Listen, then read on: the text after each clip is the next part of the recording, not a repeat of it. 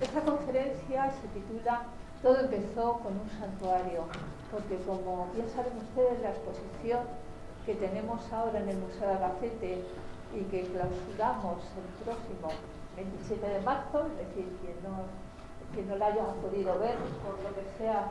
tiene tiempo todavía para verla y espero que para disfrutarla. Esa exposición tiene un origen muy concreto, que son las investigaciones en el Cerro de los Santos, las primeras que hubo en el siglo XIX y las más recientes que empezaron en el año 2012-2013 a cargo de los dos conferenciantes que hoy tenemos. Sebastián Ramallo, que es catedrático de arqueología en la Universidad de Murcia. Yo digo lo que ya no sé, es decir, a través de internet pueden ver las publicaciones, currículum, etc. Yo solamente quiero señalar que es uno de nuestros grandes especialistas en arqueología romana. Si ustedes quieren conocer algo sobre mosaicos, ahí está él con sus publicaciones sobre arquitectura romana, el gran impulso que dio a la arqueología de la ciudad romana de Cartagena con las excavaciones del teatro, que además logró que se hiciese el Museo del Teatro, y es un yacimiento espléndido y un museo también espléndido para visitar. Investigaciones que tienen que ver con la trama urbana de la ciudad, con el medio ambiente, con los usos del agua, etcétera, etcétera. Y Francisco Brotón, es compañero, él es el director del Museo Arqueológico de Caravaca de la Cruz, el Museo Arqueológico de la Soledad, y él empezó también sus investigaciones, bueno, lo que nos ocurre en las personas que estamos en museos que abarcan un territorio determinado, ¿no? Pues él empezó a investigar sobre la arqueología de Caravaca de la Cruz, era además también su cometido como director del museo, de un museo que recibe todos los hallazgos y excavaciones, y empezó a investigar, bueno, toda la arqueología de ese territorio, y una vez empezó a estudiar más profundamente dos aspectos que a mí me resultan muy importantes, dos aspectos de la religiosidad ibérica, como son los ritos y como son los esbozos. Desde Caravaca de la Cruz, donde hay un santuario estupendo que es el de la Encarnación, los dos comenzaron a trabajar y a excavar un templo antiguo, un templo de época republicana, y a partir de ahí empezaron a replantear con ese modelo de templo qué había pasado realmente en el Cerro de los Santos. Y eso les llevó a excavar el Cerro de los Santos. Hubo dos intentos, el primer intento que no tuvieron permiso, un segundo intento que sí lo tuvieron, y ahí estaba también de concejal Paco Millán, que estaba por aquí ahora mismo. Y bueno, las excavaciones en el Cerro de los Santos han resultado muy novedosas, porque es una visión totalmente nueva del santuario, de lo que es el entorno del santuario. Es la primera aproximación a cómo funcionaba todo ese territorio que en cierto modo era gobernado, capitalizado, más que gobernado por el antiguo santuario, y además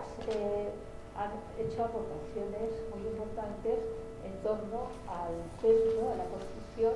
que hubo en el Cerro de los Santos en sus últimos momentos. Ellos dos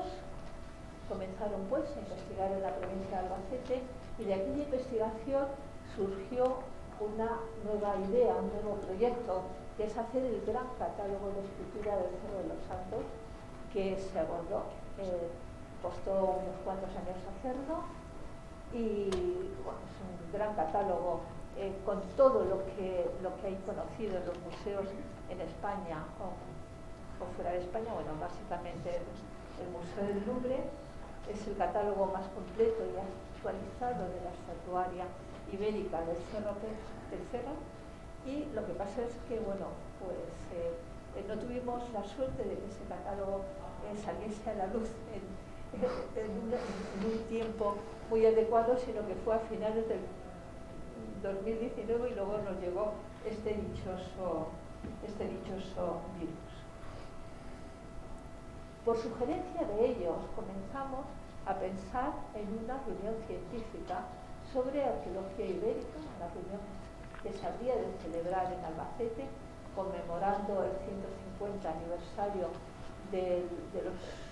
las excavaciones en Monte Alegre, sobre todo las excavaciones de los escolapios de Yecla, y de ahí también pues, surgió la idea de hacer esta exposición que hoy se clausura en la parte de las conferencias, y una exposición que le debe mucho a ellos dos. Me he alargado un poquito más de lo que quería, pero quería decirlo. Muchísimas gracias, y con ellos dos les dejo. Gracias.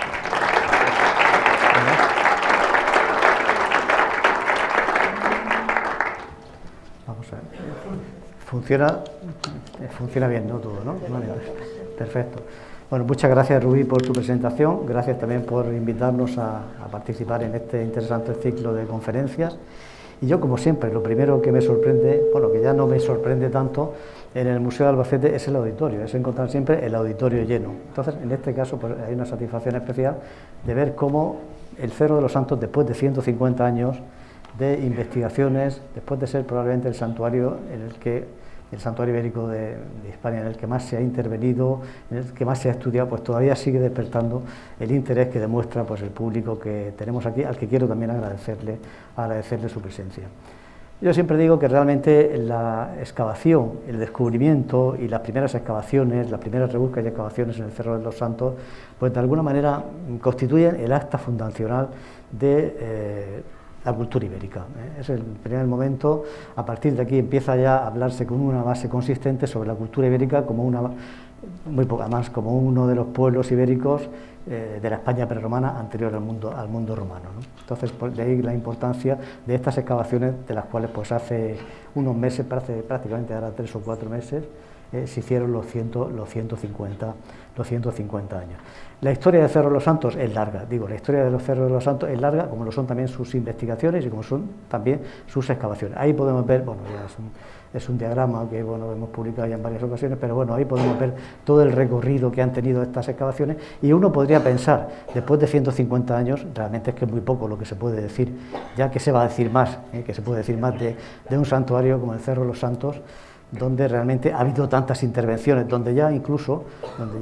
a principios, bueno, a finales del siglo XIX, los arqueólogos franceses, los arqueólogos que visitaban el yacimiento decían, bueno, de aquí poco más se puede decir, de aquí poco más se puede sacar. Es un yacimiento que está agotado y realmente en el que no merece mucho más la pena intervenir. Gracias a que no se le hizo caso a estos arqueólogos franceses y que se ha seguido interviniendo, bueno, pues el conocimiento que tenemos del santuario, evidentemente, mucho mejor y mucho mayor al que teníamos con anterioridad, ¿no? En cualquier caso, realmente he de advertir que, a pesar de esos 150 años de excavaciones en el Cerro de los Santos, es más lo que no sabemos de lo que realmente sabemos, ¿eh? Son más las dudas que las certezas, ¿eh? Hay todavía, fundamentalmente, sobre todo todos aquellos aspectos vinculados con la religiosidad, de la gente que ocupó el santuario, que utilizó el santuario, donde llevaron sus votos y tal. Bueno, pues sobre todo todos esos aspectos relativos a rituales, a todos estos aspectos relacionados con la religión ibérica, pues prácticamente aún hoy incluso, dada por otra parte, a diferencia de lo que sucede con el mundo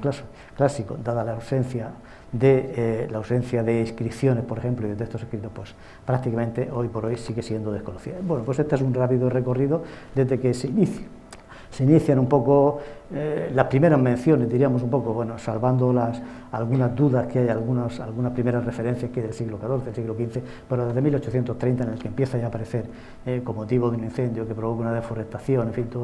y provoca los primeros hallazgos en el yacimiento. Bueno, pues desde 1830, pues prácticamente hasta finales hasta hace unos años, pues todo lo que se ha trabajado, todo lo que se ha hecho, quienes han trabajado, quienes han investigado, quienes han publicado sobre el Cerro de los Santos. Para contextualizar un poco cómo se produce este hallazgo, y cuándo se produce este hallazgo, sobre todo cuándo se produce este hallazgo. 1959 parece que es el año en el que, a jugar un poco por la información indirecta que tenemos, el presbítero José Biosca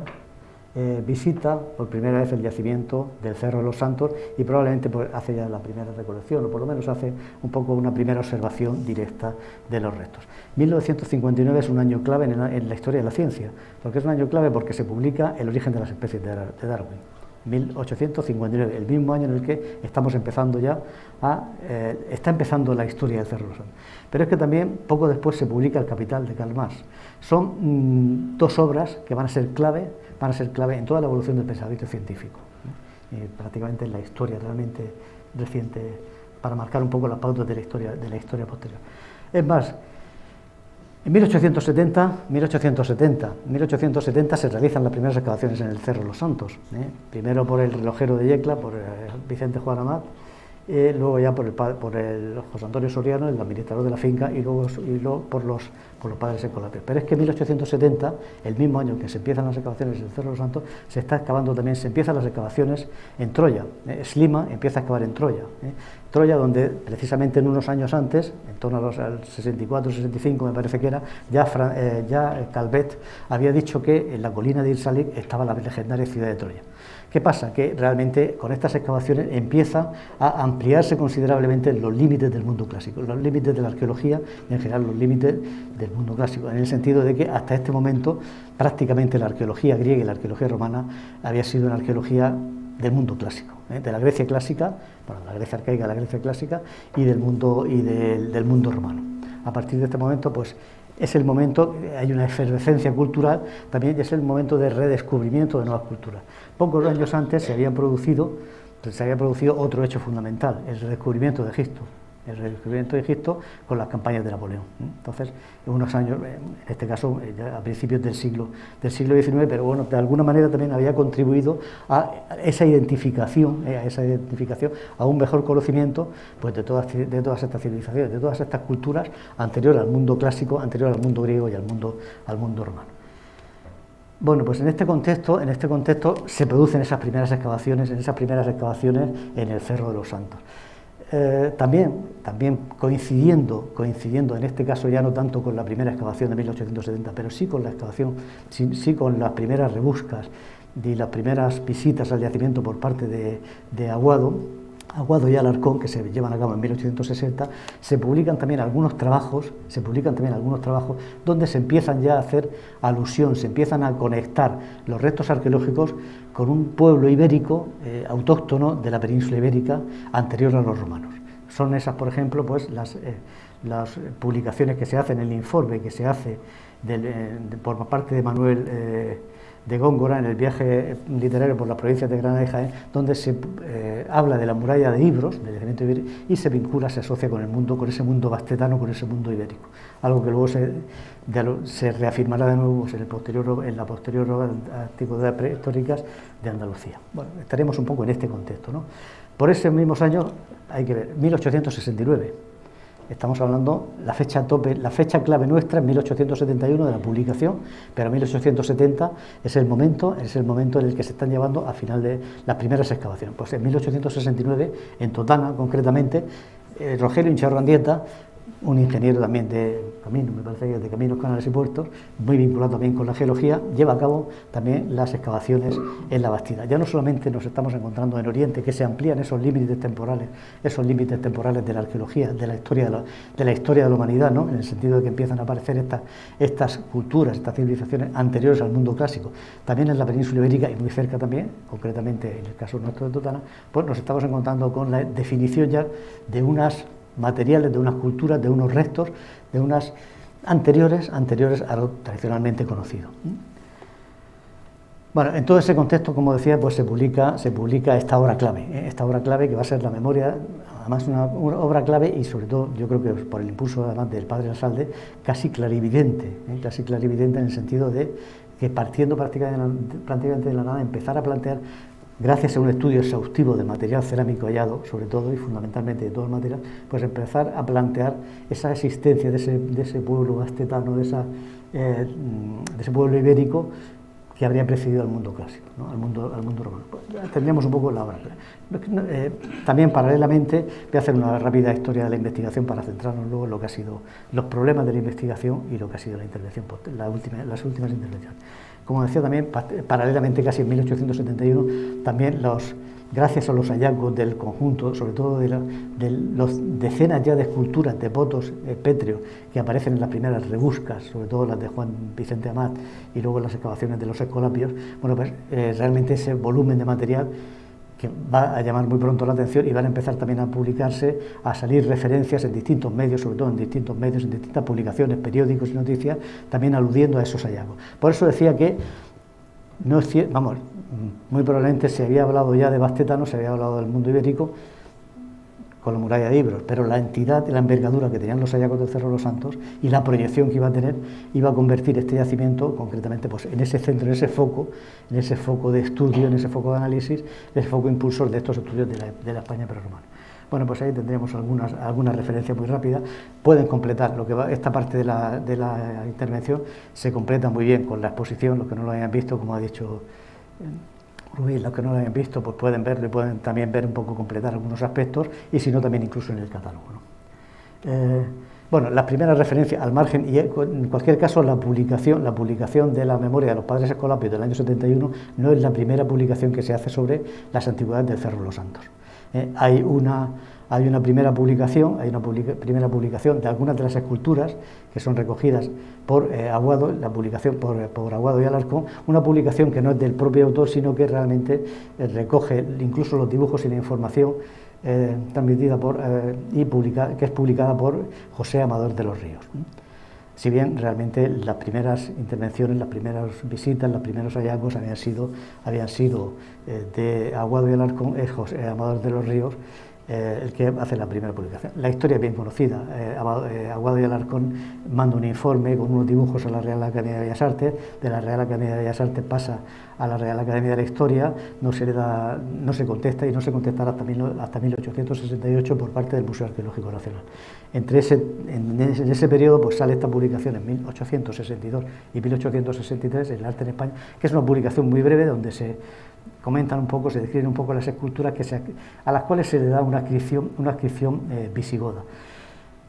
Todavía en este momento, 1860, 1862, realmente era muy difícil asimilar todavía las teorías de Winkelmann, publicadas de la historia del arte de la antigüedad, con ese estilo sublime, bello, clásico y decadente, pues todavía estaban, de alguna manera, todavía tenían una gran fuerza, y era difícil aceptar que un pueblo, realmente una población preclásica, pregriega, anterior a los griegos, anterior a los romanos, realmente pudiera haber llevado a cabo obras de esta excepcional calidad, como eran algunas de estas esculturas halladas en el cerro. Bueno, pues hay algunas de estas piezas.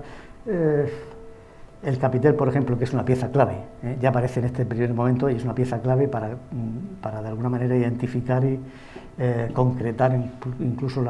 las características arquitectónicas del edificio de culto al que estaba vinculado. Se perdió, no se conoce, no se sabe la procedencia. Esta cabeza mitrada parece que podría ser la que está en el Museo de Murcia, porque las piezas que están en el Museo de Murcia hay algunas noticias que hablan, recogidas en la prensa, que las hemos incluido en el catálogo, que hablan precisamente de las donaciones que hacen me parece que son los Escolapios, al Museo de Murcia, pero concretamente no se refieren a las otras piezas, a las restas, a las otras, y esta concretamente no aparece mencionada. Podría formar ahí parte de esa, podría corresponder, aunque tampoco lo podemos afirmar, pero en cualquier caso esta vendría a ser un poco la primera publicación relativa a los materiales, a los votos del Cerro de los Santos. No obstante, también ya se habían producido, al margen también se habían producido algunas rebuscas y algunas visitas en el santuario, y se habían recogido también, muy probablemente, también esculturas, tal como nos dice el Pascual Jiménez Rubio en su Historia de Yecla, de un lapidario francés que he visto en el catálogo, que además Liborio Ruiz identificó al personaje, pues probablemente ya había recogido, había visitado, y ya menciona incluso algunas de las esculturas que recogió y que le pudieron servir de inspiración para quizás desempeñar, al margen del relojero de Yecla, desempeñar una función mucho más importante de la que tradicionalmente se le ha atribuido, como bien dice Liborio Ruiz y dicen ellos, en el proceso de falsificación de las primeras piezas, con anterioridad además a las primeras excavaciones de 1870, lo que de alguna manera justificaría el conjunto de materiales falsos que aparecen desde el primer momento. Bueno, las excavaciones, como decía antes, el administrador de la finca, el propietario de la finca, quita el permiso de excavación a Vicente Llamat, y poco después empiezan las excavaciones por parte del administrador José Antonio Soriano, de las cuales tenemos algunas breves reseñas publicadas, pues algunas en la prensa, en prensa local, y que bueno, en prensa nacional también, tal como vemos ahí. Un momento clave, como antes decía. En cualquier caso, todo este movimiento, todos estos hallazgos, vamos a ir un poco rápido, pero todos estos hallazgos generan el interés, provocan el interés del Museo Arqueológico Nacional, que en este momento además prácticamente está recién creado y necesita también de alguna manera incorporar nuevas colecciones a sus fondos, con la idea de crear ese gran museo para que sirva para afianzar un poco pues, toda esa historia propia, ¿no?, que se busca a partir por estos años, ¿no? Y entonces, bueno, pues también despierta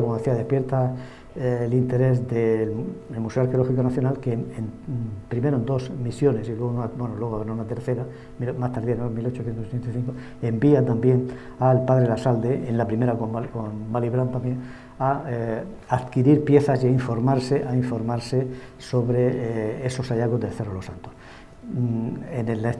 la primera visita pues realmente en muy poco tiempo, no pueden prácticamente hacer nada. En la segunda visita sí es bastante importante, ya que le da tiempo a excavar y realmente de alguna manera a completar y a documentar, de ahí un poco la gran aportación de la existencia del adoratorio, lo que llaman el adoratorio o el templo. Son las primeras referencias y casi son las únicas referencias que nos han servido a todos desde 1875, pues prácticamente hasta nuestros días. Nos hemos todos nutrido de esta información publicada por Sabirón en la revista Archivos, Bibliotecas y Museos, para identificar, para caracterizar, para describir, para hablar incluso pues, del proceso de transformación, del proceso de monumentalización del templo en época a finales del siglo I, a finales de la República o a inicios del Imperio. Bueno, pues esto es un poco la gran aportación de Sabirón, sobre todo también la descripción de las piezas que se adquieren, en fin, toda la información de las sucesivas misiones que hace a Yecla para adquirir estas piezas. También paralelamente, por estos mismos años, Sabirón está publicando en el año 75, hay también las 2 publicaciones de Aguado y Alarcón que reivindican, la Revista Histórica Latina, reivindican estas 2 publicaciones realmente, que es la autoría, diríamos un poco en cuanto al descubrimiento del santuario del Cerro de los Santos. Esta es la Revista Histórica Latina de 1875, una aclaración, y luego el Cerro de los Santos también la segunda, que sería también al año siguiente. En cualquier caso, clave también en todos esos jalones que marcan un poco la historia de la investigación del Cerro de los Santos, es la publicación y el discurso de ingreso en la Real Academia de la Historia de Radi Delgado, de Juan de Dios de la Radi Delgado, que va a tener como tema el Cerro de los Santos y que va a publicar, de alguna manera, la mayor parte de las esculturas conservadas y conocidas del Cerro de los Santos, incidiendo sobre todo en las inscripciones que evidentemente, como se vio muy poco después, eran todas falsas. A partir de ahí pues incidió sobre todo en el carácter egiptizante de algunas de las piezas, en las influencias orientales, algo que no tanto en el ámbito de esas influencias egipcias, pero sí en el ámbito de las influencias griegas, en el ámbito de las influencias orientales, ha sido una constante en las sucesivas publicaciones, en los sucesivos estudios que se han hecho sobre el Cerro de los Santos. Bueno, esto es suficientemente conocido, la obra de Rada en 1875, y también de alguna manera introduce también en la investigación, introduce en el discurso, introduce y entran en circulación pues piezas, junto a piezas que son auténticas, otras piezas que son claramente falsas, que son claramente falsificaciones, todas las de arriba, con todas las inscripciones, y luego otras piezas que bueno, pues se han interpretado como falsas en su integridad, como retocadas, que según unos autores u otros, las han interpretado de una manera u otra. Ahí tenemos algunas, las piezas completas, las piezas evidentemente claramente auténticas, las piezas, los togados, por ejemplo, que conviven con otras de difícil adscripción, diríamos, que plantean más dudas a la hora de realmente de afirmar su autenticidad, junto a las piezas que sí que realmente, está claro que son auténticas y corresponden a estos hallazgos. Las piezas van a, poco antes también de la publicación de Sabirón en 1873, las piezas habían ido ya a la Exposición Universal de Viena, donde habían sido colocadas, de alguna manera se habían mandado todavía, no se había publicado el trabajo de Sabirón, y se habían mandado un poco algunos vaciados de las esculturas, pues se habían enviado para de alguna manera ver si se recogía información, ¿no? Tampoco se sabía muy bien a ver qué se decía, ¿no? Que se decía, que los grandes especialistas que decían sobre estas piezas, En este momento, en la exposición del 73, más problemas plantea la presencia de estos yesos, de estas réplicas, de estos vaciados, en la Exposición Universal de París, en el que los arqueólogos franceses, empezando por el director del Louvre, pues también plantean serias dudas sobre la autenticidad de todas estas colecciones, hasta el punto de que las apartan a una de las salas como curiosidades españolas de época moderna, negando la autenticidad del conjunto. Incide también en esta opinión las primeras publicaciones del gran epigrafista alemán, que es Hübner es el autor, Emil Hübner, que es el autor del Corpus Inscriptiones Latinarum, del volumen 2 dedicado a España, y que en cualquier caso en su Monumenta Linguae Ibericae de 1888 también rechaza la autenticidad de todas las inscripciones, y en un primer momento incluso cuestiona la autenticidad de las piezas. Posteriormente matizará su opinión, desde luego rechazando la autenticidad de las inscripciones, pero afirmando que algunas de las piezas podían ser auténticas. Claves son para la reivindicación de la autenticidad de las piezas. Realmente esto es algo que ya desde 1875 va a acompañar la historia del Cerro de los Santos hasta épocas presentes, porque aún incluso en la actualidad hay muchas piezas que no podemos determinar ni afirmar con seguridad si son auténticas o si son falsas. Ha servido mucho de referencia, por ejemplo, a la hora de elaborar el catálogo, las piezas y los tipos localizados en las excavaciones de Fernández de Avilés, que sabemos que son todas del santuario, que son todas auténticas, y entonces la comparación, la contrastación, pues, por ejemplo, de los mantos, de los tratamientos, de todo eso, sí que realmente pues aporta una información bastante importante para intentar aclarar estos puntos. Se debe también igual que los arqueólogos franceses habían sido los que habían de alguna manera planteado sus serias dudas sobre la autenticidad y la originalidad de estas piezas, pues van a ser estos mismos arqueólogos franceses los que de nuevo también van a contribuir, junto también a algunos arqueólogos españoles, como veremos José Ramón Mélida, los que van a contribuir a, de alguna manera, aclarar el panorama y de nuevo pues a reivindicar el carácter auténtico de una parte por lo menos importante de las esculturas. Entre ellos está la obra de Heusier, que también tenemos ahí, que a partir del estudio de algunas de las piezas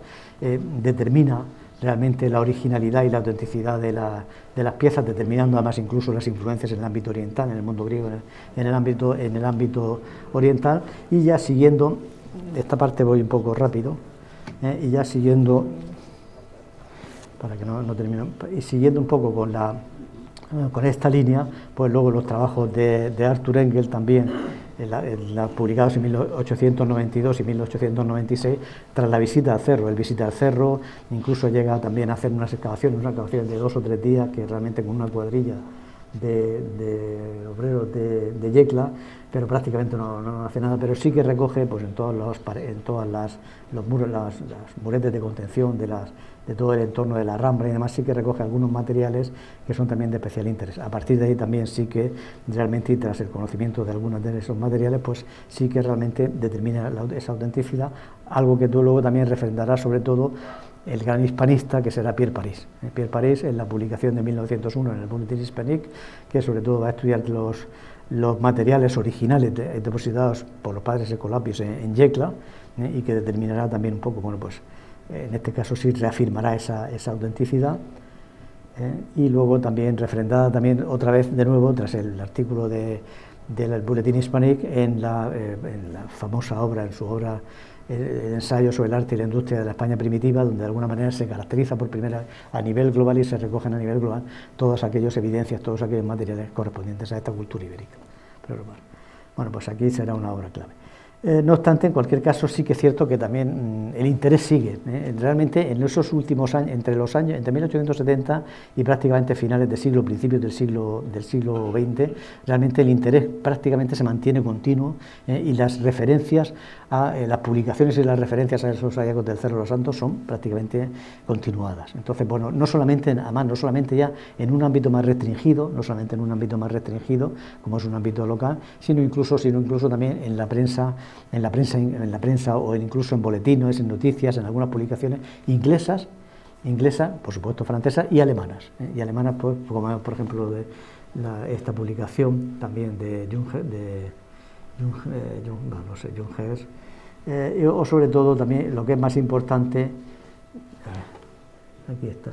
y lo que es más importante también, la introducción. Esto sí que va a ser también una aportación clave también, aunque es más desconocida, pero lo que sí es clave es la introducción de algunas de las esculturas del Cerro de los Santos en la obra más emblemática de lo que es todos los estudios de la escultura antigua. Lo ha sido prácticamente hasta hace 4 días, hasta que han empezado las revoluciones de los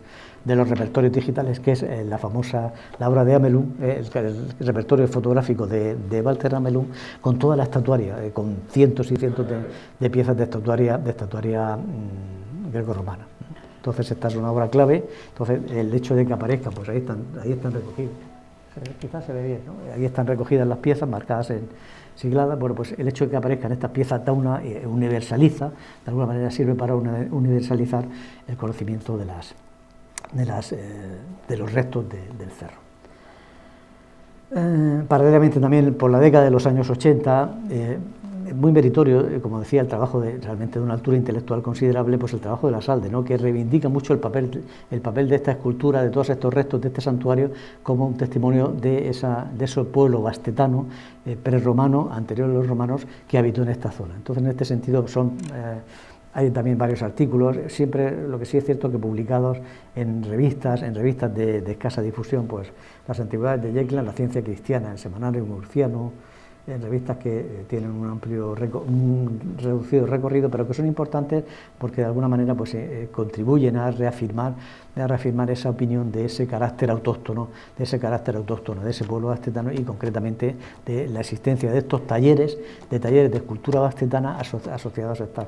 estas comunidades. Ahí tenemos también alguna más. También son las obras, como digo, también de la revista Calasancia, son obras de un ámbito, de una difusión más restringida, incluso posteriormente, cuando escribe Engels y cuando escribe Pierre Paris, que hacen recopilación también de la bibliografía anterior y tal, de alguna manera que se quejan diciendo de que algunas de estas publicaciones pues son de un ámbito restringido, son de difusión limitada. Bueno, en cualquier caso, el primer gran estudioso, bueno, después de Pierre Paris es el primero que también hace, pero casi paralelamente a la publicación de Pierre Paris de 1903, 1905, ¿no? Me parece que es. Casi paralelamente, pues también se publican los estudios que hace José Ramón Mélida, el director del Museo Arqueológico Nacional, que hace sobre las esculturas del Cerro de los Santos custodiadas en el Museo Arqueológico Nacional. Son varios artículos, también de la revista de Archivos, Bibliotecas y Museos, de los años 1903, 1904 y 1905, surgen casi paralelo a los trabajos de Pierre Paris, pero también en ellos, como decía, pues estudia todas las piezas, estudia todos los materiales, de alguna manera discriminando, es la primera vez que también de una forma, con una base de estudio serio, pues discriminando aquellas piezas auténticas de aquellas otras piezas que corresponderían a las falsificaciones del relojero y del posible lapidario de Yecla, ¿no? Bueno, pues estos trabajos de José Ramón Mélida pues se recogen todos y se agrupan todos en una publicación única de 1906, que es Las esculturas del Cerro de los Santos, cuestión de autenticidad, donde plantea pues un trabajo clásico, un trabajo base, que luego ha sido muy utilizado pues, prácticamente hasta finales del siglo XX, y que en muchos casos, muchos de los trabajos posteriores, pues evidentemente le han dado la razón en algunas piezas, hay piezas que son claras, que realmente no tienen mucho fundamento de autenticidad, pero sí que también en algunos casos pues algunas han salido, otras han entrado, pero bueno, ha sido también un trabajo de obligada consulta y básico en toda la historia de la investigación y en todos los estudios del Cerro de los Santos. Bueno, aquí tenemos un poco, pues también evidentemente estas piezas claramente sí, realmente todas las excavaciones, lo que antes comentaba también, las excavaciones de Troya, el redescubrimiento de Egipto, el redescubrimiento de todo el mundo oriental, se empiezan también a descubrir también todo el mundo cretense enseguida, también, ¿no? Bueno, pues todo esto realmente suscita una admiración por todo el mundo del Próximo Oriente, y es allí donde se van a dirigir en la mayor parte de los casos las miradas de los investigadores españoles, que siguiendo un poco las teorías difusionistas que empiezan también a desarrollarse en esa época, pues van a ver en el Próximo Oriente, en la mayor parte de los casos, los influjos o las influencias de estas esculturas. Bueno, ahí tenemos un poco una instrucción muy rápida, en la línea también, en esta misma línea, he puesto esta porque esta es una pieza significativa, en la publicación también de Albertini, de Eugenio Albertini, también Esculturas del Cerro de los Santos de 1912, porque he puesto concretamente además esta lámina, porque está en una de las piezas más mejores, una de las piezas más interesantes del Cerro de los Santos, que es el joven con la bula, con ese disco distintivo de los jóvenes aristócratas romanos, pues que publica esta pieza, que es el primero que publica esta pieza. Luego esta pieza se republica en varios sitios, se republica mal, porque siempre se republica de forma invertida, e incluso aparecen muchas cosas, desde muy pronto aparece ya como perdida. Una pieza que aparece como perdida que, concretamente, cuando estuvimos haciendo el catálogo de la escultura, localizamos en los fondos del Museo Arqueológico de Barcelona. Ahí en los almacenes estaba sin procedencia, además la tenían ahí sin procedencia, no se habían dado cuenta, y bueno, pues se recuperó esta pieza ya, se podía documentar bien, fotografiar bien, estudiar bien, medir bien, pero que desde 1912 pues prácticamente es una pieza que había desaparecido de la investigación. Bueno, también siguiendo muy rápidamente con esto, pues estaría también el catálogo de monumentos históricos de la provincia de Albacete, que hace también Rodrigo Amador de los Ríos, el hijo de don José Amador de los Ríos, también matiza, recoge también algunas de las inscripciones del Museo de Albacete, concretamente de algunas de las esculturas concretamente las que están en el Museo de Murcia. Aquí vemos esa mitrada que antes comentaba, esa cabeza mitrada que antes comentaba, que da la impresión que podría ser la que aparece en los dibujos de Aguado y Alarcón, podría ser. Bueno, pues recoge fundamentalmente las piezas del llano, las piezas del cerro, depositadas en el Museo de Murcia, entregadas por los padres Escolapios. Ya hay comunicación escrita, publicada en prensa de estas entregas, y bueno, pues también insiste también sobre aspectos, pues insiste también sobre todo pues sobre aspectos estilísticos, matiza también la interpretación también de su padre, también inicialmente sin rechazarlo por completo, matiza pues el tema de las influencias también,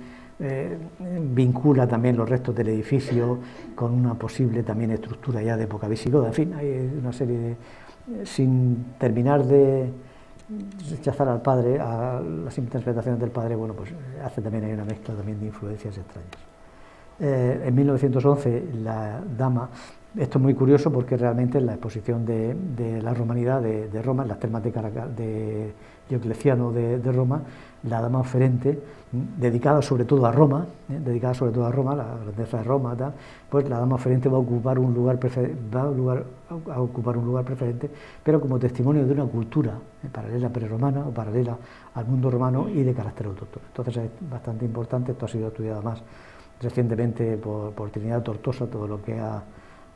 me parece que dio una de las conferencias también, creo,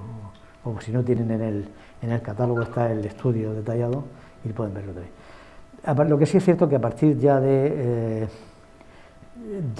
principios del siglo hay una ralentización de las intervenciones, hay una ralentización de las intervenciones. Hay que esperar a 1914 para ver cómo el nuevo propietario en el cerro, don Julián Zuazo y Palacio, bueno, pues lleva a cabo unas nuevas excavaciones de las cuales no sabemos prácticamente ni dónde las hizo. Hay muy poca información, no sabemos dónde las hizo. Lo que sí es cierto que en su obra, bueno, publica también algunas referencias relativas al cerro en un par de artículos, y en su libro, La Villa de Montealegre y su Cerro de los Santos, sí que describe a partir de la obra de Mélida, pues la mayor parte de las esculturas. Y lo que es importante, en este caso él sí que reivindica prácticamente la autenticidad de casi todas las piezas, muchas de las cuales realmente estaba claro que no tenían base ninguna para dar la afirmación, ¿no? Para dar la aseveración. Pero bueno, pues sí, él sí que realmente reivindica esa autenticidad de las piezas. Como digo, la investigación es más discontinua, tras ese boom que realmente supone el hallazgo, supone la presencia de los arqueólogos franceses, tras ese primer boom de finales de las dos últimas décadas, de las tres últimas décadas del siglo XIX y esos primeros años del siglo XX,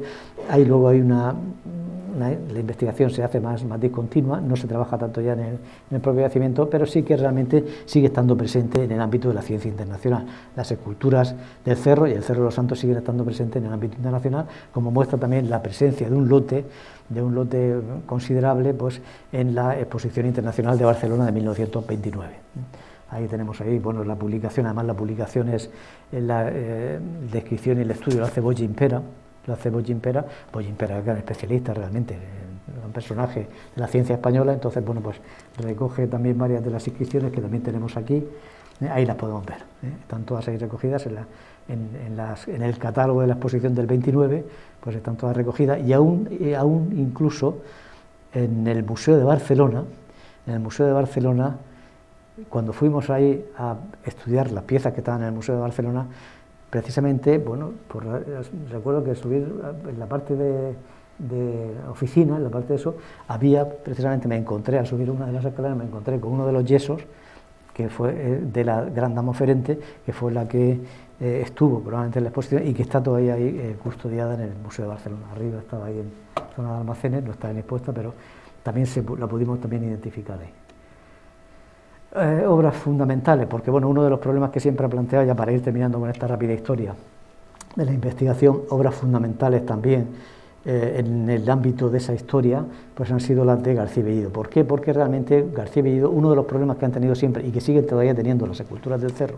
es el problema de la cronología. El problema de la cronología oscila entre el siglo V y el siglo I, bueno, el siglo I después de Cristo, incluso hay quien ha dicho que alguna es todavía posterior, ¿no? Entonces hay una obra clave, un personaje clave a la hora un poco de plantear la discusión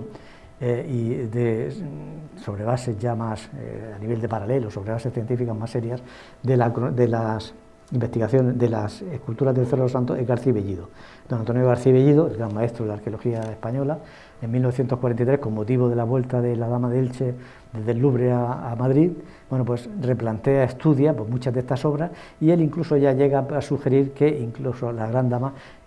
su cronología sería cercana al cambio de era. Su cronología supone un cambio radical, porque es una obra que tradicionalmente se venía publicando y se venía dando con el siglo IV, pues que fuera hacia el cambio de era, de época de Augusto, lo cual también pues, ha incidido también mucho en la discusión en épocas posteriores. Luego incluso también refrendó muchas de sus opiniones. Para él gran parte de las esculturas ya serían de época romana, tal como publicó en el capítulo correspondiente de la historia de España de Menéndez Pidal, publicada en 1954. Él pensaba que gran parte de las cabezas podían ser incluso de época Flavia, hasta incluso algunas de época posterior, de principios del siglo II. Una opinión que luego compartió también en 1960, bueno, que estaba clara en el caso de los togados. Los togados tienen paralelos en el ámbito funerario en el siglo II primero antes de Cristo, prácticamente en Italia por todos sitios, ¿no? Pero bueno, pues él fue un poco más allá y a partir de los estilos de los peinados, por ejemplo, pues de algunos de los retratos, pues centró gran parte de esas esculturas en época romana. Sigue siendo un problema, aún no resuelto. También un momento clave también la tesis de Augusto Fernández de Avilés, que defendió en la Universidad Central de Madrid en 1949, que fue dirigida por el propio Antonio García Bellido y que en principio pues también supuso también un poco el corpus más completo de las esculturas ibéricas, entre ellas las del Cerro de los Santos, una tesis que por desgracia pues no llegó a ser publicada, quedó inconclusa. Pero fue el propio Fernández de Avilés, a partir también de estas investigaciones, el que empezó a publicar pues, toda una serie de estudios sobre las como vemos, la mayor parte de las esculturas del cerro la mayor parte de los estudios sobre el cerro siempre se han centrado en las esculturas, ¿no? Entonces, bueno, pues publicó una serie de estudios sobre, que iban desde la historia de la investigación a las distintas colecciones, o a las piezas que estaban dispersas en los distintos museos del país. Ahí tenemos algunos, las primeras investigaciones, pues una nueva historia de la investigación, también ampliando lo que había hecho Engel también y lo que habían hecho también otros autores anteriores. Las esculturas del Cerro de los Santos del Colegio de los Padres Escolapios de Yecla, en fin, tiene varios artículos que de alguna manera desembocan en lo que será la publicación de las excavaciones que él va a realizar en 1962 y 1963, hallazgos casuales que se produjeron en 1959 y 1960, hallazgos casuales que fueron conocidos, por Gratignano Nieto, que recogió algunas de las piezas halladas de forma casual, quizás al roturar, o, en fin, ¿no? Las circunstancias del hallazgo no están muy claras, pero recogió algunas de las piezas que se habían acumulado en el propio cerro y las llevó al Museo de Yecla, que algunas de las cuales son las que están en el Museo de Yecla. Bueno, pues de nuevo las excavaciones importantes, después de las excavaciones de Zuazo de 1914, son las de Fernández de Avilés en 1962-1963, que a partir de la información provocada por esos hallazgos casuales, planteó una gran trinchera en la zona septentrional del cerro y localizó también pues un conjunto de varias decenas, de centenares, no sé el número ahora mismo, no lo recuerdo, pero de estas esculturas que, como decía antes, han servido de base en muchos casos para poder contrastar los rasgos y los caracteres de las esculturas de hallazgos más antiguos. Bueno, ahí está la excavación de 1963 no la publicó Fernández de Avilés, dado que falleció de forma prematura. Bueno, ahí tenemos un poco, aquí se ven un poco algunas imágenes, son imágenes muy típicas del hallazgo también, de la zona del hallazgo, fueron los grandes hallazgos. Y luego ya, de nuevo, como decía, no se publicaron estas excavaciones, se publicarían luego parcialmente, de forma parcial, sobre todo no tanto las excavaciones, sino como los materiales, o ya en fechas mucho más recientes, a partir del legado documental de Fernández de Avilés, que fue a la Universidad Autónoma de Madrid, pues sí se ha podido reconstruir un poco mejor pues lo que fue un poco todo ese proceso de excavación del año 63. Hay que esperar luego unos años. En el año 75, un nuevo hallazgo casual provoca el reinicio de las excavaciones por parte de Teresa Chapa entre los años 77, con 3 campañas, 77, 79 y 1981. Sobre todo lo interesante, bueno, ella buscaba también contextos inalterados que pudieran ayudar, por ejemplo, pues a la adaptación y a interpretación del poblado. Interesante, pudo excavar también unas habitaciones en la zona alta, que aparecieron incluso con restos de escultura, pero que bueno, las excavaciones en cualquier caso no tuvieron continuidad y bueno, pues realmente esas habitaciones habrá que contextualizarlas mejor y relacionarlas con los restos del templo. En 1987-1989 no se excava, pero sí es un momento clave, es un momento clave porque se van a publicar,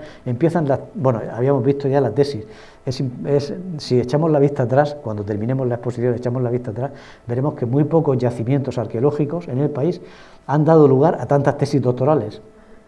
Realmente es increíble cuando decimos, pues miramos y revisamos,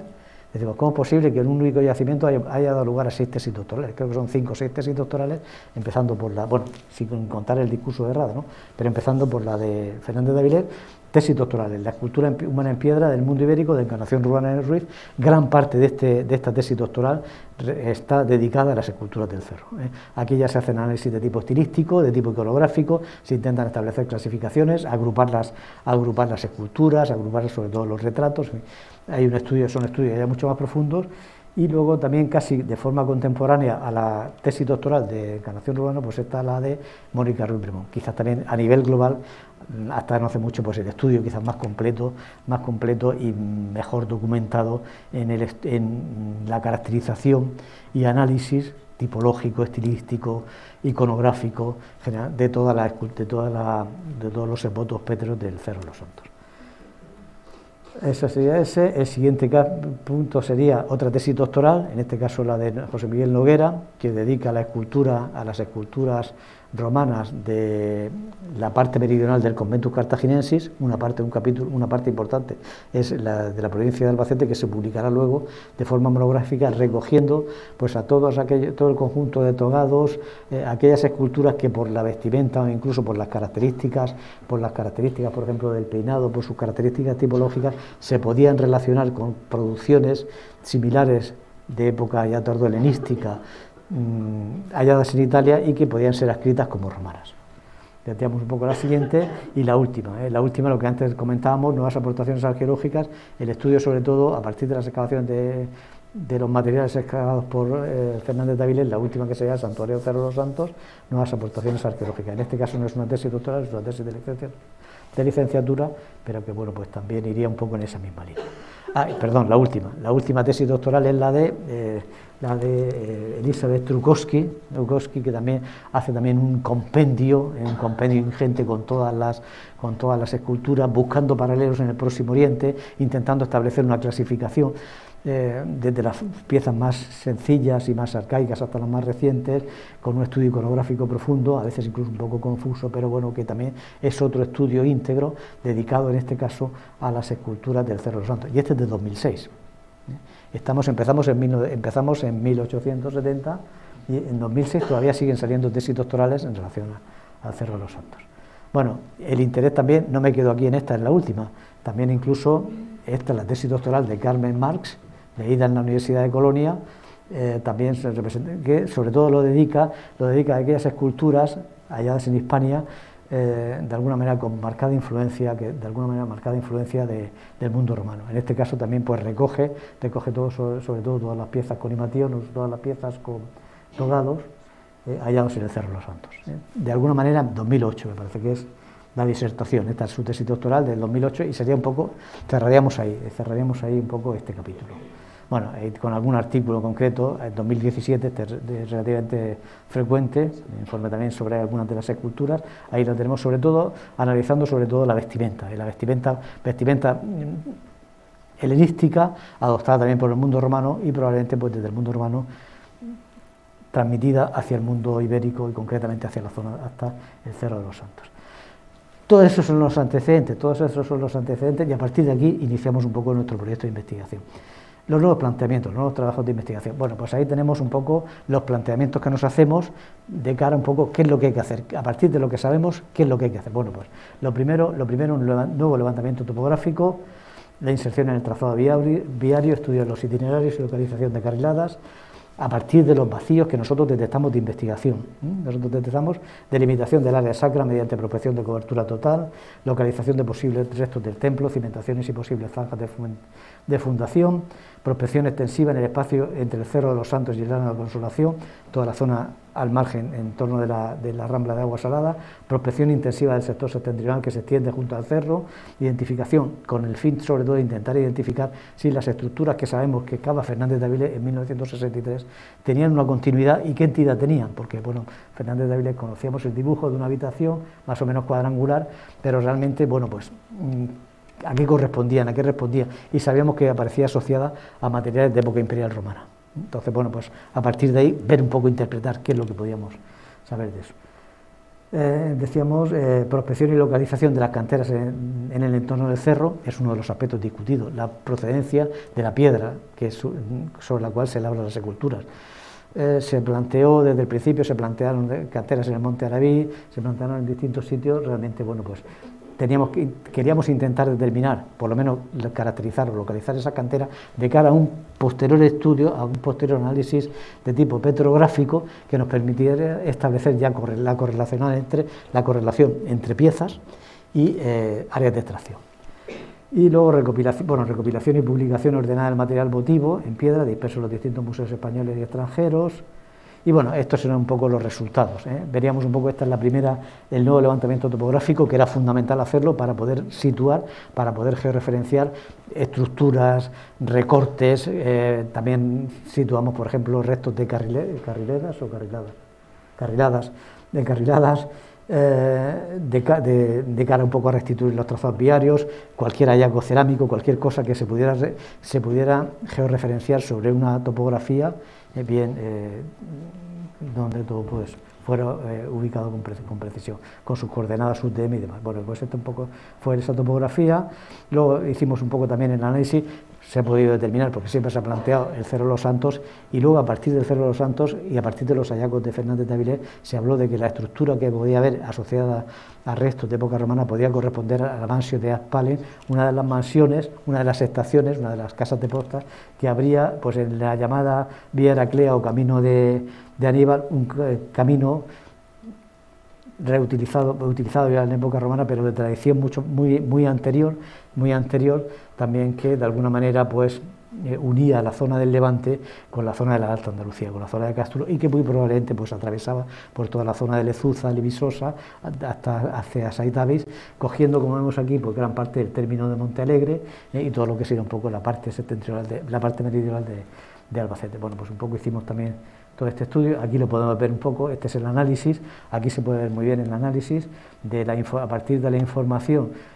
recogida en los vasos de Vicarelo, que es donde aparece esa mansio de Aspalen, que vemos aquí, Aspalen con las distintas ascripciones. Aquí se puede ver, no sé si no funciona esto, no funciona, ¿no?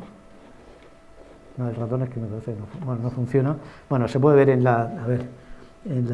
tercera columna, aquí, bueno, ahí se puede ver, a partir de ahí, no te preocupes, si no perdamos tiempo.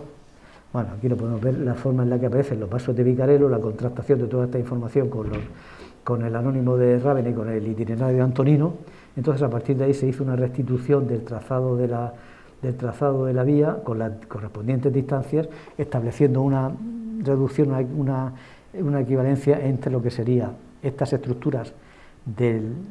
situadas junto al Cerro de los Santos con esa posible mansión de Aspal. Bueno, pues teníamos ahí un poco esa información. También pudimos todo contextualizarla en el conjunto de las etnias, diríamos un poco, de las áreas ibéricas de toda esta zona del sureste. Y luego el siguiente paso fue la prospección arqueológica intensiva del cerro. Para ello, como vemos aquí, se marcaron una serie de recorridos, una serie de rutas situados cada 4 metros, que eran prospectadas por 2 prospectores. De esta manera, cada uno de los prospectores, con su ángulo de visión, calculando un ángulo de visión de 2 metros a un lado y a otro, prácticamente podía cubrir, se podía tapizar todo lo que era la superficie del cerro. Estas serían las rutas teóricas que se hicieron. Aquí vemos un poco los caminos que se recorrieron. Evidentemente, las rutas estas marcadas, de alguna manera señalaban un poco la pauta, pero desde ahí los prospectores iban hacia un sitio y hacia otro lado, marcando con los GPS, tal como vemos aquí, marcando con los GPS cualquier evidencia, pues una teja, que normalmente se dejaban siempre en el sitio. Hemos procurado dejarlo, en la mayor parte de los casos, dejar el material in situ. Siempre georreferencia, siempre ubicado. Normalmente las rutas eran equidistantes, aquí los vemos, aquí los podemos ver, rutas equidistantes con 2 prospectores por ruta. Iban anotando en estos cuadernos de campo, pues iban anotando la tipología de los hallazgos, se recontaban los artefactos, algunos se recogían, la visibilidad y las coordenadas. Y luego, generalmente, bueno, también esta prospección del Cerro de los Santos nos permitió también de alguna manera determinar una serie de problemas que en estas prospecciones de cobertura total se podían plantear. Problemas e incidencias tales como las alteraciones temporales de la señal de los GPS, obstáculos naturales y antrópicos, condiciones climatológicas, a veces la pericia de los prospectores. Había que incluso añadir la hora, también la hora en el que se hacía la prospección, pero bueno, pericia de los prospectores era la edafología y la antropización de los suelos. Había zonas donde los atochales, pues, por ejemplo, realmente apenas nos dejaban ver nada, ¿no? De edafología, como decía, ausencia de retroprospección, no se volvió sobre la prospección y el volumen de información. Bueno, pues eso es sería un poco el planteamiento, y estos serían un poco los problemas que se nos fueron planteando. Bueno, aquí tenemos algunas imágenes, como vemos ahí están normalmente, los prospectores siempre partiendo de una misma línea, generalmente, como vemos aquí, agrupados de 2 en 2, uno se desplazaba, generalmente uno con el GPS y el otro se desplaza a uno y otro lado para ir marcando las estructuras, para ir reconociendo o revisando las estructuras. Todo esto se pasó a esta serie de tablas Excel, con toda la información, con todas las coordenadas de todos los puntos, la naturaleza de los hallazgos, y eso nos dio un poco esta imagen. Esto nos dio una imagen, esta es la localización georreferenciada de todos los hallazgos identificados. Por ejemplo, aquí los distintos: cerámica común ibérica, cerámica ibérica, todo lo que era un poco ánfora itálica, ánfora terra sigilata, en fin, fuimos marcando y discriminando los distintos restos que se iban identificando sobre. ¿Cuál fue la sorpresa? La sorpresa ¿cuál fue? Que prácticamente se concentraba se prospectó, ya lo hemos visto, se prospectó todo entero, todas estas rutas se prospectaron, esto no quiere decir que las dejáramos al margen, también se prospectaron, pero todos los ítems, todos los hallazgos se concentraban en la parte oriental del santuario, concretamente en la zona donde Sabirón había ubicado el templo. Entonces este fue un poco los resultados por categoría, pues ahí Texas, en fin, con una especial concentración en la época romana. Bueno, ahí lo vemos un poco más claro, ahí lo vemos un poco más claro, toda la zona sobre todo toda una zona de materiales más vinculados con el mundo, con materiales de época ibérica, y luego en la zona al pie, en esta zona situada al pie, también una zona donde aparecían materiales ya de época imperial romana, que bueno, pues en principio planteamos la posibilidad de que pudiera corresponder a una necrópolis, pero también, bueno, que quedó un poco pendiente de investigación para investigaciones posteriores. A continuación, decía, se prospectó la zona del Cerro de los Santos, que la vemos aquí, pero también se prospectó todo este entorno en torno a ambos lados de la rambla de Agua Salada, estableciendo tres zonas de prospección, de alguna manera para contextualizar mejor lo que eran los restos del propio santuario, porque teníamos ahí un conjunto impresionante aislado, pero seguimos sin tener, por ejemplo, un oppidum claro con el que lo podamos vincular. La necrópolis del Llano de la Consolación está a 8 kilómetros y sigue habiendo todavía mucha dificultad a la hora de ver si se trata de un santuario aislado que pudiera tener un carácter, por ejemplo, extraterritorial o supraterritorial y no estuviera directamente vinculado a un óppido, sino que pudiera haber tenido quizás una relación más allá de lo que era la mera relación estrecha con una población, con un poblado determinado. Bueno, pues para todo eso entonces planteamos la prospección extensiva de toda esta zona, donde se establecieron estos tres sectores, la zona 1 que correspondía al propio cerro, la zona 3 que fue la más interesante, que era la zona del entorno del Llano de la Consolación, donde al margen de ubicar con precisión todos los restos del Llano de la Consolación, se trabajó también sobre los yacimientos ibéricos de la Torrecilla y de los Castillitos o bueno, no recuerdo, de otros de estos yacimientos ibéricos. Luego toda la zona central, donde realmente nos encontramos con un poblado muy disperso, de apenas escasos restos. O sea, muchos puntos, en total se constataron 43 estaciones que iban desde la Edad del Bronce hasta época moderna. Entonces muchos de ellos, como decía, pues eran a lo mejor con 3-4 fragmentos, eran como estaciones aisladas, quizás muchos de ellos vinculadas con la extracción, a veces con la extracción de piedra, a veces también con las propias vías. Entonces, pero que de alguna manera se ubicaron también, tal como tenemos aquí, y se caracterizaron por épocas prehistórica, bronce, ibérica, moderna, romana e ibero-romana, que son todos estos que tenemos aquí, y bueno, ya relacionados con lo que serían los del Cerro de los Santos. También, a partir de aquí, lo decía antes también, que otro de los objetivos de esta fase fue también los estudios de viabilidad, por donde podían ir las rutas óptimas, el trazado de las rutas ganaderas, todo ello correlacionado con los restos de esas carriladas que abundan en todo el entorno del cerro. Muchas de ellas evidentemente pueden ser modernas, pueden ser del siglo XIX, pero en algunos casos pueden también estar respondiendo a una tradición muy anterior. Bueno, pues todo esto se correlacionó en toda esta cartografía completa para intentar de alguna manera pues trazar con la mayor precisión posible el recorrido de lo que sería esa vía hercúlea, ese camino de Aníbal, si queremos, o que aparece recogida en esos pasos Picarelo y en la cual se asociaría pues esta mansio de Azpalen situada junto al Cerro de los Santos. Prospección superficial intensiva, no te estoy casi dejando el tiempo. Prospección superficial intensiva en todo lo que es, aquí vemos en la zona del cerro, se prospectó todo esto, se prospectó también siguiendo la misma pauta, toda esta zona y esta cuña también, todo lo que es el frente septentrional y oriental del cerro se prospectó también con la misma, aplicando el mismo sistema que se había realizado aquí para ver procesos de concentración. Aquí se ve muy bien, por ejemplo, toda una zona de concentración de materiales, hallazgos dispersos, pero prácticamente se veía claro cómo cerámicas de distinto tipo. Bueno, generalmente la mayor parte de los casos eran cerámicas informes, ibéricas, romanas, la mayor parte, muchas de ellas de época romana, de época imperial romana, pero informes, y luego había una especial concentración en este sector y una especial concentración en este otro sector, donde junto a la carretera de Monte Alegre y Yecla, pues sabemos que se habían llevado a cabo las excavaciones por parte de Augusto Fernández Avilés, es donde había encontrado esa habitación o esa mansión. A partir de aquí,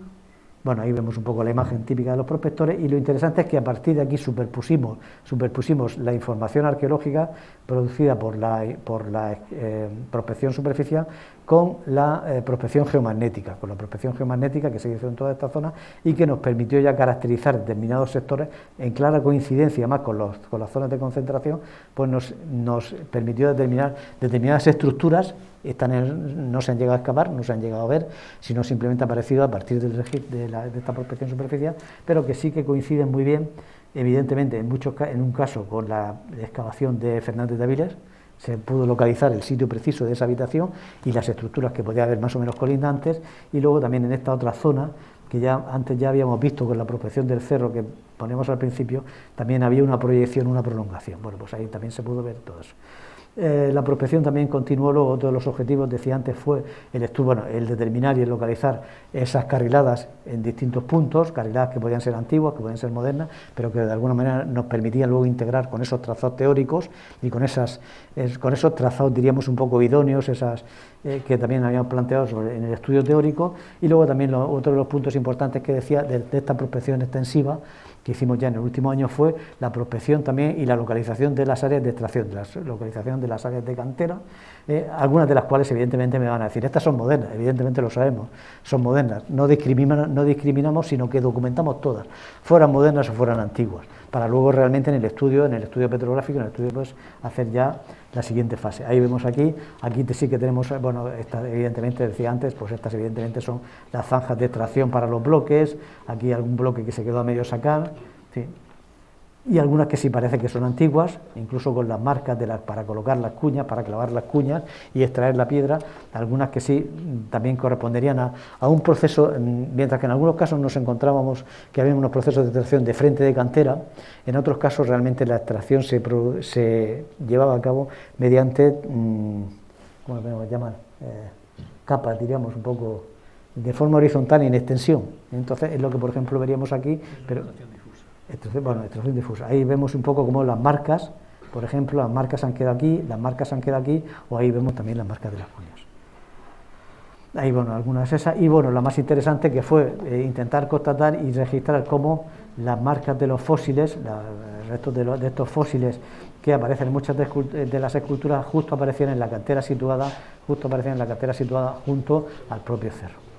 Bueno, y esto un poco fue la parte inicial, y ahora la parte más interesante, que se la dejo a mi compañero Paco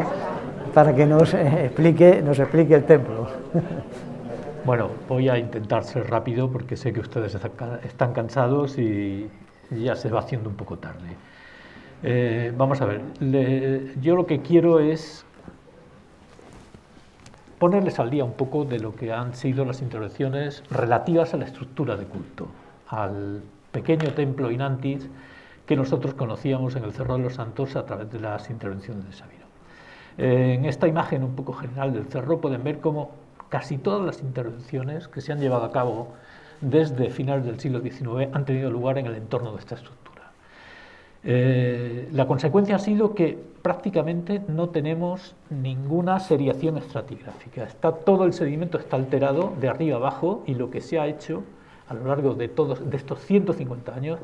y sobre todo desde la excavación de Sabirón, han sido continuas reexcavaciones, con lo cual tenemos un problema a la hora de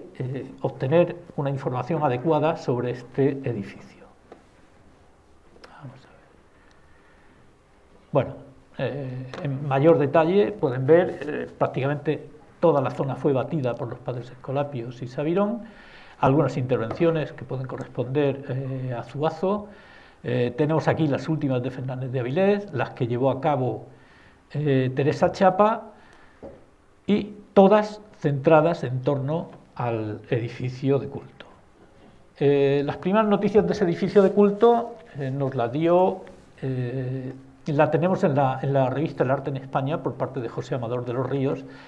donde ya en estas fechas, en 1863, él habla de un edificio notable, un edificio de culto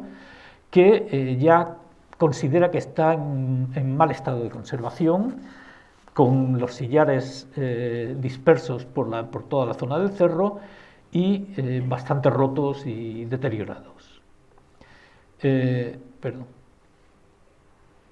La Salde, creo que había alguna noticia anterior, no. La Salde es la segunda noticia relativa al templo, nos la da La Salde con motivo de las intervenciones que él lleva a cabo. Él no concluye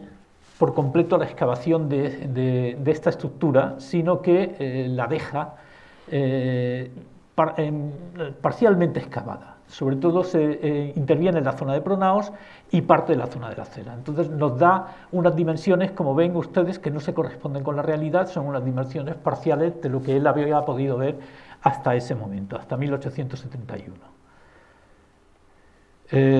La intervención de Sabirón es la más completa, como ya el profesor Sebastián les ha puesto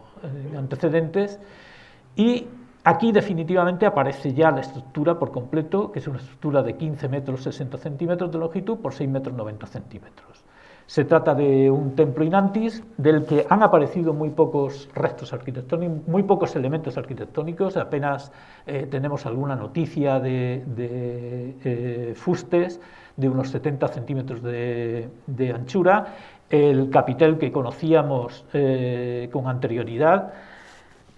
pero pocos elementos arquitectónicos más conocemos del edificio, de tal manera que es una estructura que sobre todo conocemos en planta, en anchura y en longitud. Es una estructura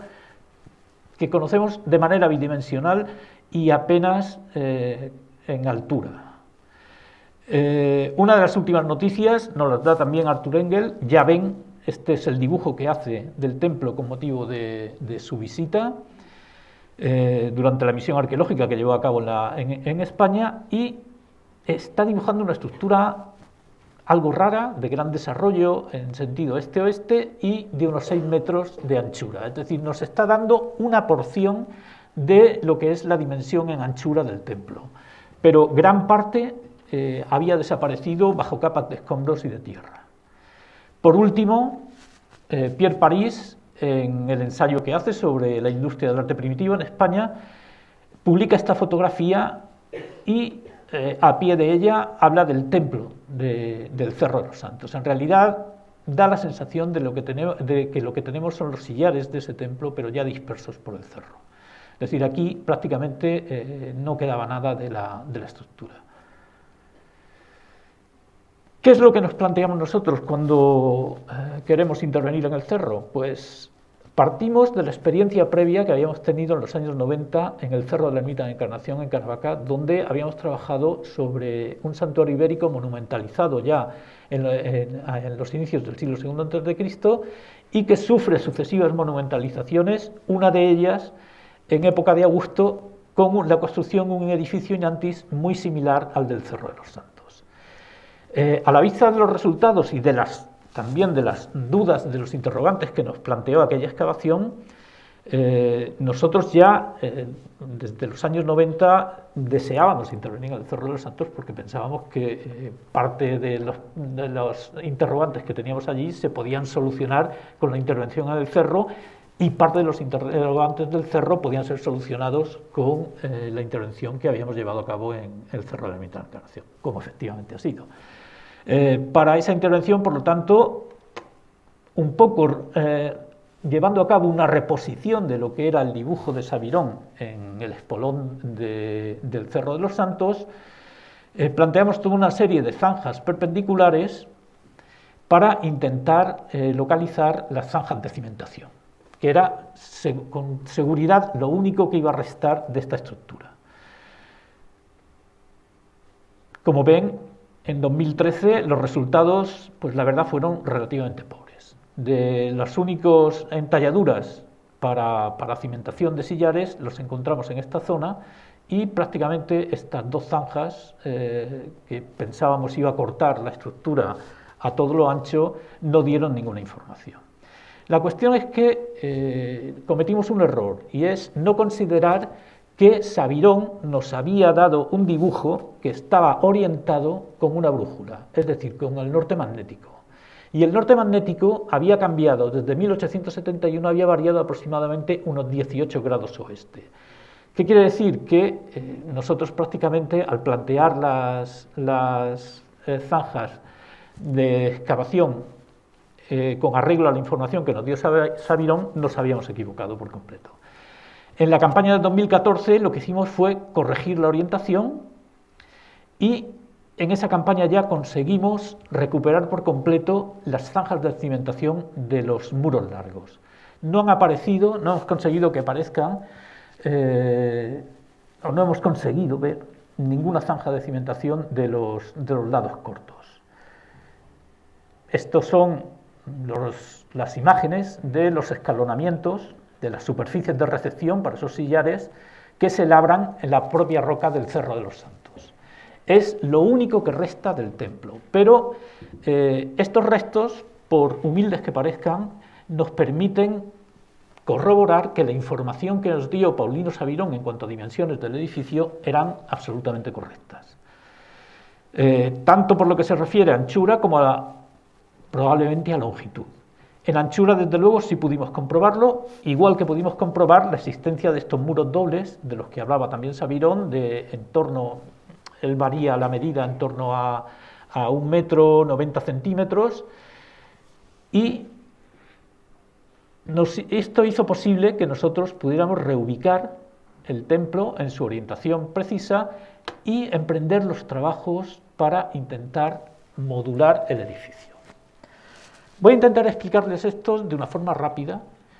pero lo que sí que no puede ser es ameno, porque esto es una cosa muy árida. Esto de tratar de modular un edificio es una labor bastante árida. Se reduce a muchas operaciones matemáticas y es difícil de explicar. Lo que sí que quiero que les quede claro es que el sistema que se emplea para modular los edificios tanto del Cerro de los Santos como de la segunda fase constructiva de la Encarnación es un sistema que se basa en la propia subdivisión del pie romano.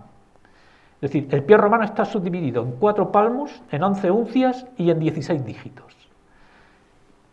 En 12 uncias es un modelo uncial o duodecimal, que es un modelo exclusivamente romano. Hasta la llegada de Roma no se había trabajado con modelos unciales o duodecimales. Hasta entonces, el modelo que se empleaba, el modelo numérico, era un modelo dactílico o hexadecimal, es decir, con 16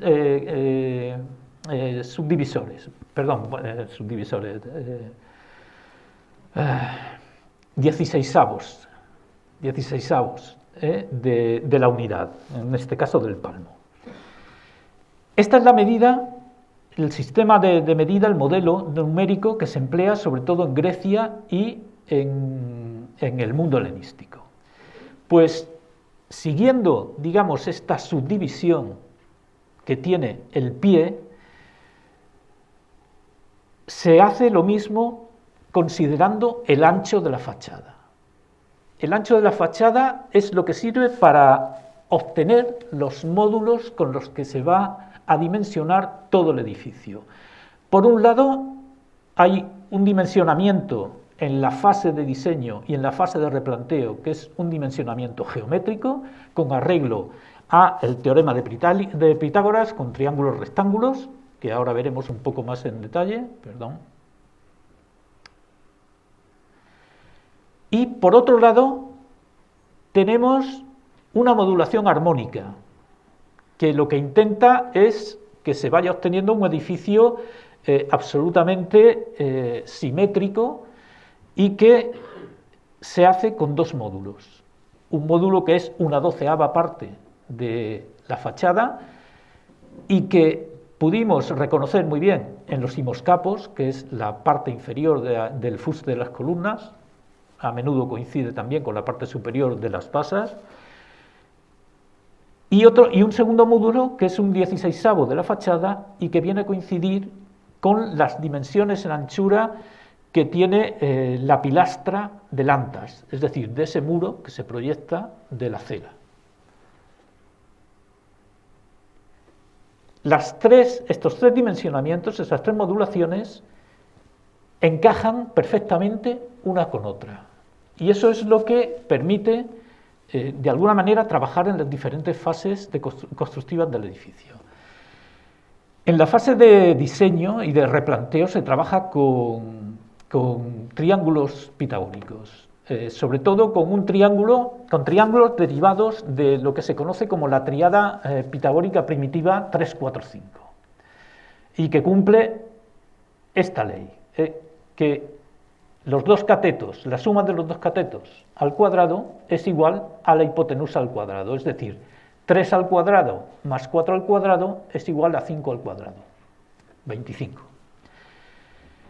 A partir de esta fórmula es posible obtener otra serie de triángulos que ya no responderían a una tríada primitiva, pero que serían derivados y que permitirían trabajar con triángulos rectángulos mayores. En este caso, en el Cerro de los Santos, se utiliza un módulo de 70 uncias para modular estos triángulos rectángulos.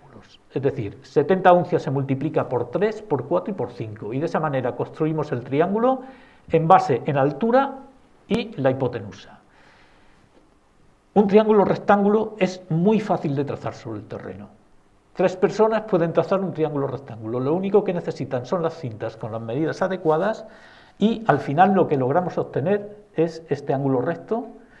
que podemos luego duplicar a continuación para obtener el rectángulo completo. 3 rectángulos sucesivos es lo que conforma la planta del Cerro de los Santos, utilizando un módulo de 70 uncias aplicado a un triángulo derivado de la tríada primitiva 3, 4, 5. No sé si hasta ahora la cosa va quedando clara. ¿De acuerdo? Vale, esto nos da, bueno, pues una anchura de unos 6,89, 6,90, decía Sabirón, decía Sabirón, y 15,55 metros de longitud tiene el templo, vamos, con esta modulación geométrica. Ya les digo que esto sobre todo se hace para facilitar la fase de diseño y el replanteo en obra, pero para modular los edificios, para hacer edificios armónicos y simétricos, lo que se utilizan son 2 módulos derivados de la fachada, de partes de la fachada. Y esto es muy vitruviano. Vitruvio ya lo decía, que estos módulos derivaban de una parte del edificio. Y no había un solo módulo, como muchas veces se nos da a entender, sino que podía haber varios módulos. En este caso tenemos un 12avo de la fachada que corresponde con el himoscapo de la columna y un 16avo que corresponde con la anchura del frente de estos muros, de esa pilastrilla que los remataría. Bien, esos 2 módulos se combinan de una manera absoluta en las plantas de estos templos. La planta prototípica, digamos, sería la segunda fase del templo B de la Encarnación. Y esta es un templo que podemos considerar como de tipo eústilo, de los definidos por Vitruvio, porque entre las semicolumnas tendría unas dimensiones de 9 módulos y medio. Cuando Vitruvio nos habla del templo eústilo, nos habla de un templo con una fachada de 11 módulos y medio, de los cuales un módulo correspondería a los frentes de estas pilastrillas, 2 y cuarto los tendríamos en los intercolumnios laterales, 3 los tendríamos en los intercolumnios centrales y 1 cada uno sería para cada una de las columnas. El caso es que aquí tenemos semicolumnas adosadas, con lo cual lo que tenemos es una fachada no de 11 módulos y medio, sino de 12 módulos. Es decir, aquí ya hay una variación con respecto a lo que es el templo de Eustilo de Vitruvio. Pero todo lo que resta entre las semicolumnas se corresponde con esos 9 módulos y medio con los cuales ordena la fachada Vitruvio. Estos templos, que son templos íbero-romanos, pues los íbero-romanos en este momento son bastante elásticos a la hora de aplicar la norma.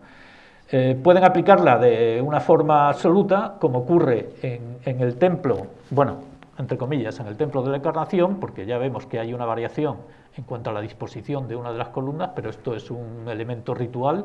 que se ha incorporado y por lo tanto existe, digamos, este desplazamiento de un módulo, o pueden hacer un templo donde desaparece uno de los elementos del prototipo del canónico, del templo canónico, que serían las semicolumnas. Al desaparecer en el Cerro de los Santos las semicolumnas, podríamos pensar que hay que redimensionar todo el edificio y que entonces en un templo sin semicolumnas, pues deberíamos la fachada de nuevo dividirla en 12 partes, que es lo que correspondería, una de ellas correspondería a la base del fuste, o en 16 partes, y una de esas 16 partes correspondería al frente de esta columnidad.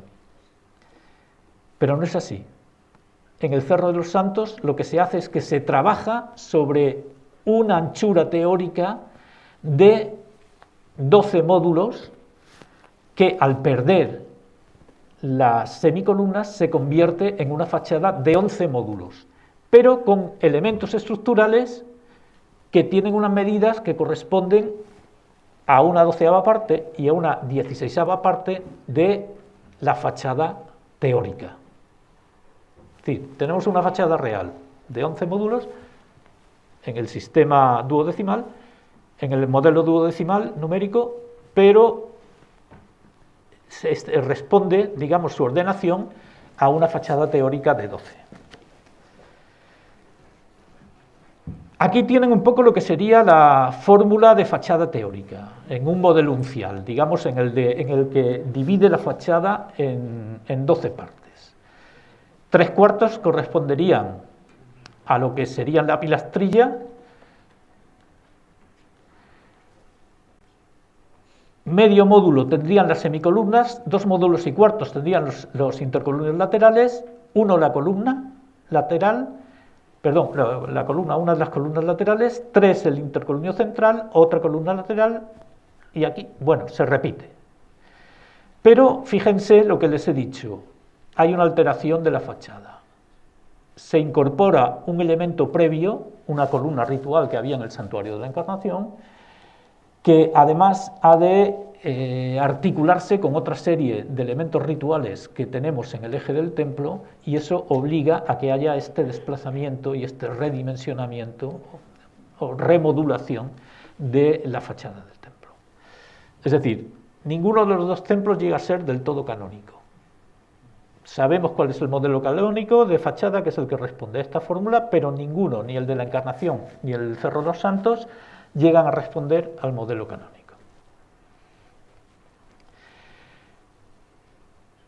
En altura también existe una correspondencia bastante clara entre lo que son las dimensiones de fachada y lo que son las dimensiones de altura del triángulo rectángulo. Con lo cual, lo que podemos establecer es una correspondencia de 12 módulos en fachada del modelo duodecimal equivalen a 12 módulos en altura del triángulo en el modelo hexadecimal. Esto permite trabajar el edificio con esta... ¿dónde está la fórmula? Aquí, con esta fórmula de diseño bidimensional. donde m sería el número de módulos de la fachada, que se multiplicaría por la altura, la anchura total partido por 12, y esto nos daría la dimensión de la anchura del edificio en correspondencia con la longitud del edificio, que sería 3 por el número de módulos multiplicado por la anchura total partido por 16. Es decir, tenemos esta correspondencia perfecta entre la anchura del edificio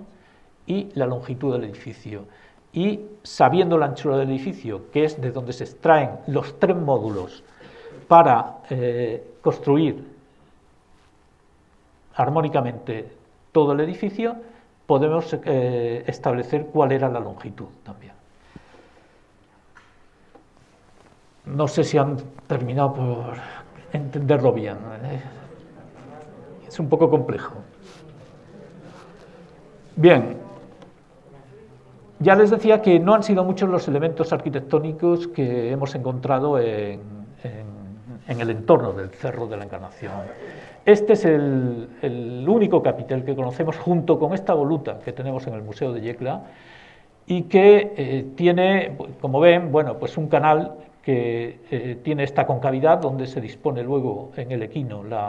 se aprovecha para disponer en el equino una gran ova, y que tiene pues bastantes similitudes con los capiteles de la Encarnación, con capiteles del norte de África, como este que podemos ver aquí, o capiteles de Segóbriga y de Zaragoza, como los que tenemos aquí en esta otra zona.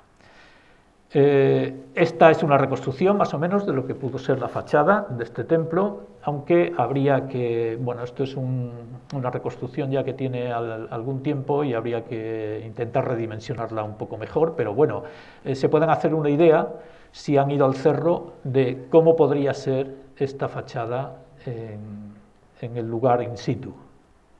cómo pudo ser el edificio. Algunas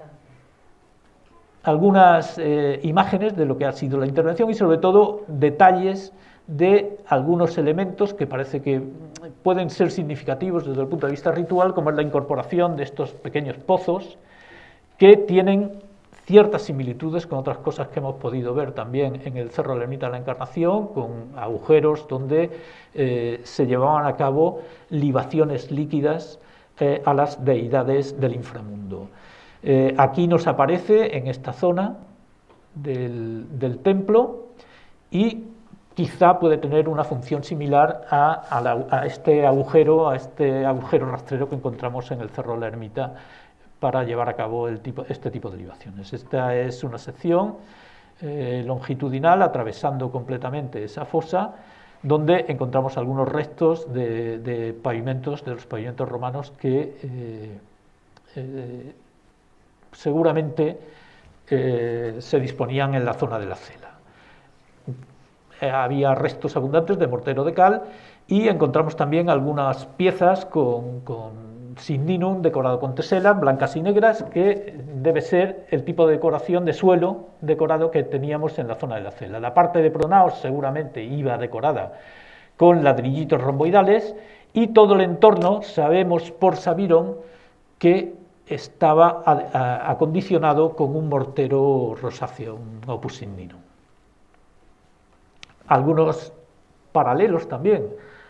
tanto para el Templo de la Encarnación como para el Templo del Cerro de los Santos, pueden estar en el Santuario de la Luz. Lo que pasa es que el Santuario de la Luz es un santuario que necesita ser reestudiado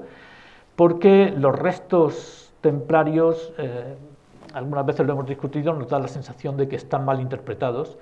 y que lo que se ha dado como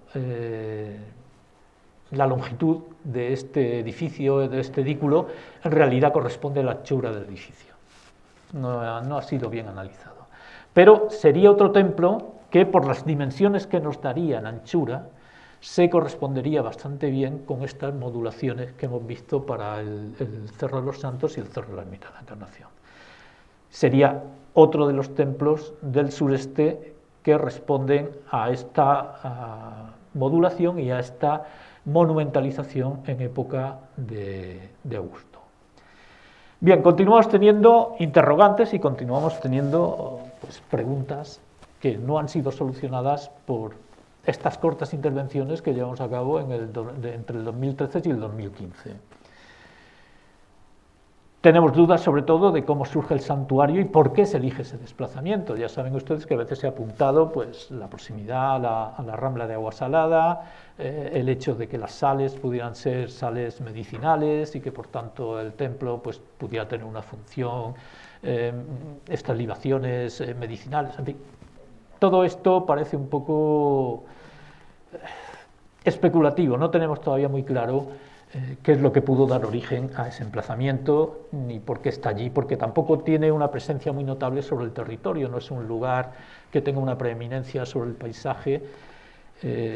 al contrario que, por ejemplo, la Luz o el Cerro de la Ermita de la Encarnación. Desconocemos también la divinidad a la que está dedicada, se ha apuntado a veces una divinidad relacionada a Pales, relacionada con el mundo del ganado, pero si hacemos un análisis rápido de los esvotos, pues nos damos cuenta de que esvotos animales hay muy pocos, muy pocos. Y si fuese un templo dedicado a una divinidad que es protectora de los rebaños, que es protectora de los... lo lógico sería que hubiese un número mucho mayor. Con lo cual la duda ahí persiste. En cuanto a los rituales, sabemos que se llevan a cabo libaciones, porque las esculturas, sobre todo femeninas, portan en sus manos estos vasos caliciformes.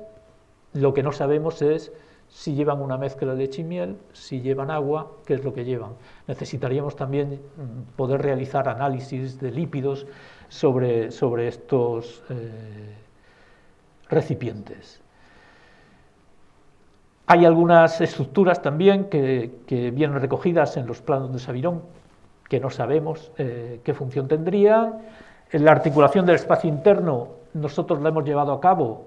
con triángulos dinámicos, no he querido tampoco insistirle mucho más en esto, pero se ajustan más o menos a las dimensiones que dio Sabirón,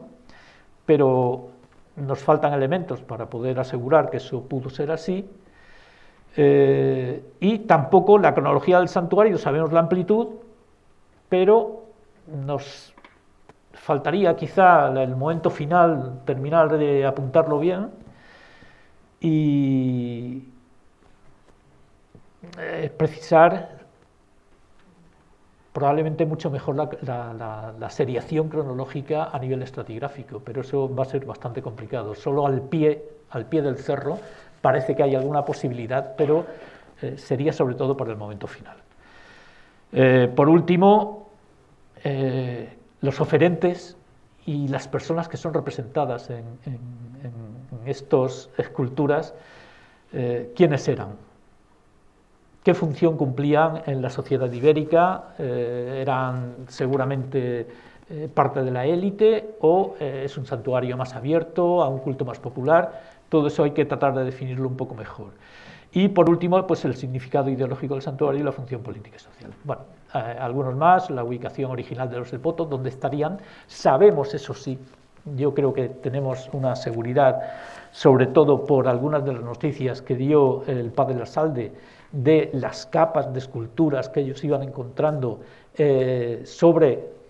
la zona donde hoy situamos el templo, que probablemente cuando se monumentalizó el santuario con este templo en época de Augusto, se recogieron gran parte de las esculturas y se amortizaron en el subsuelo del templo que hizo de contenedor, de depósito votivo. Esto lo hemos visto también en la Encarnación. Sucede de forma habitual que en el momento de una transformación arquitectónica, de una monumentalización del edificio, los restos sacros, los restos que forman parte del santuario y que no pueden salir del santuario, son amortizados en el propio edificio. Y luego, se plantea aquí el proceso de amortización, el templo como cofre de ofrendas, y